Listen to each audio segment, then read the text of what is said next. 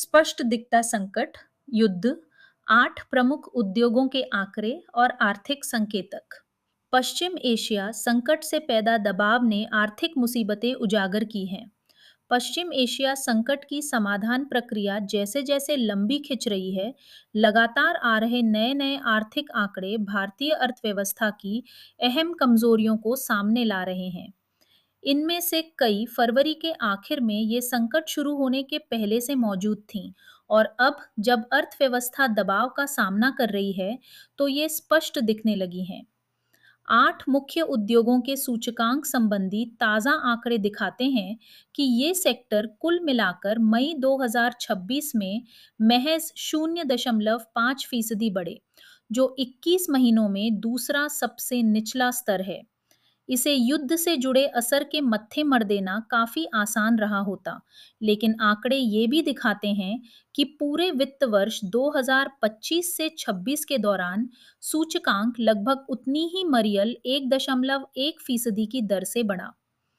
एक चिंता ये बनी हुई है कि घरेलू तेल और प्राकृतिक गैस सेक्टरों में कई सालों से संकुचन का सिलसिला मई में भी जारी रहा।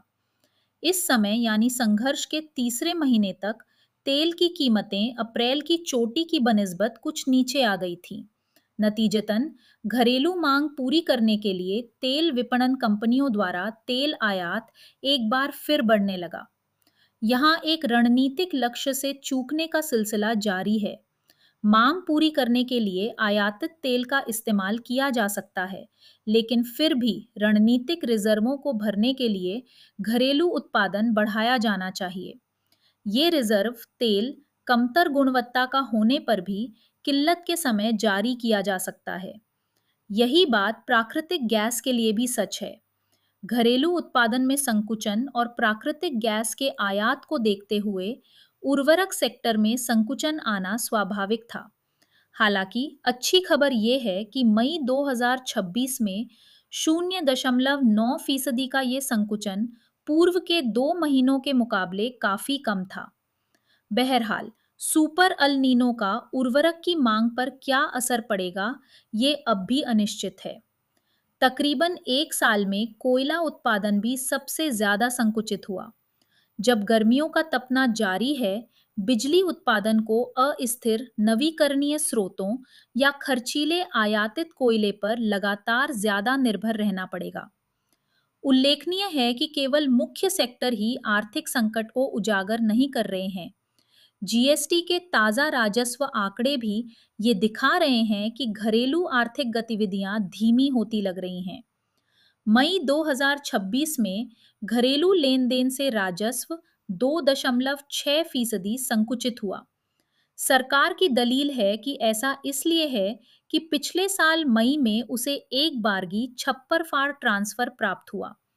इसके बावजूद पिछले 6 महीनों में घरेलू जीएसटी राजस्व में औसत बढ़ोतरी महज 3.1% रही, जो वित्त वर्ष 2025 से 26 और उससे पिछले साल के मुकाबले कम है। ये आपूर्ति का मसला नहीं है, क्योंकि मई 2026 में माल के निर्यात ने रिकॉर्ड ऊंचाई छुई। ये मांग की समस्या है, क्योंकि निम्न वास्तविक वेतन वृद्धि के साथ बढ़ती महंगाई जेब खाली कर रही है। ऐसे समय में जब भारत सामान्य से कम बारिश वाले मॉनसून में प्रवेश कर रहा है, ये सभी चिंताजनक संकेत हैं। व्यापार समझौते जोरदार सुधारों का विकल्प नहीं बन सकते।